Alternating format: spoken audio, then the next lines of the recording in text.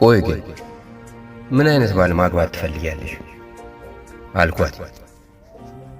ታክሲው መነሳት ሲጀምር ወደ መስኮቱ እያየች ለምን እንደሆነ ባላቅም የለበጣ ሳቅ እየሳቀች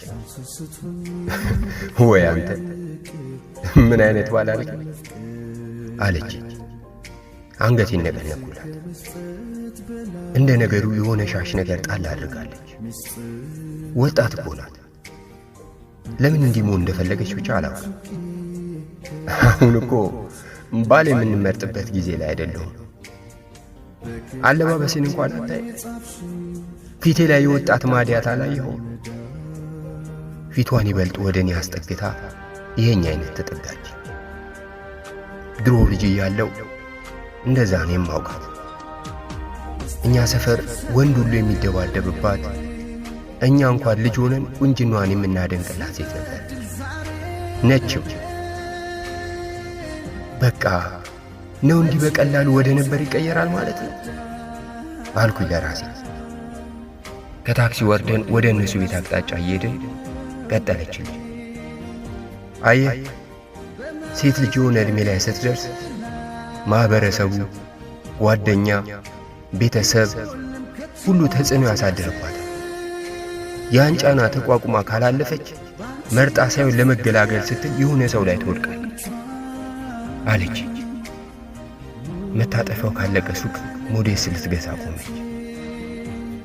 ለእኔ አሁንም ልጅ ሆና እንደማውቃት ውብ ሴት ናት። የቱ ወንድ ይሆን እንዲህ ተስፋ እንድትቆርጥ ያደረጋት አልኩኝ በውስጤ። የገዛችበትን ፌስታል እንደ ነገሩ ይዛ ወንድ መሆን ግን መታደል ነው። ይኸው የኔ ኩዮች ያላገቡ ብዙ ወንዶች አሉ። አንድ ማህበረሰብ ግን እነሱ ላይ ጫና ያበዛ ብላኝ ሻሿን እንደማሰረካካችሁ። ለነገሩ እኮ ሰው ብቻ ሳይሆን ፈጣሪም ሊሆን እንዳያደላል። የወር አበባ የምናየው እኛ፣ 9 ወር የምናረግዘው እኛ። ግን ምን ዋጋ አለው? በዕድሜ ተገድበናል።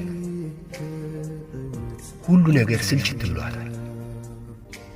ልትሰናበተኝ ስትል ይልቅ እስቲ የሆነ ባል ፈልግልኝ፣ እንደው እንደ ነገሩ አገባች ልባል፣ ከቤት ልውጣና እኔም ወግ ደርሶኝ ልውለድ አለችና አይኖቿን ባቅረው አየኋት።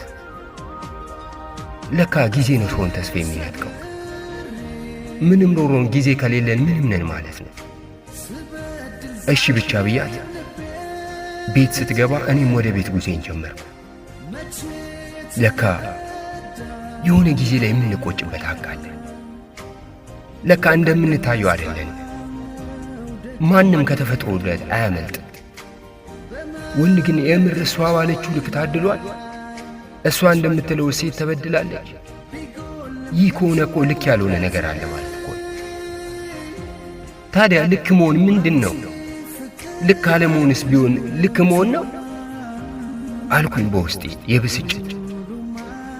ጨለማውን ጨርሼ ቤት ስደርስ ወደ ሰማይ አቀናሁ። ጥያቄ ነበር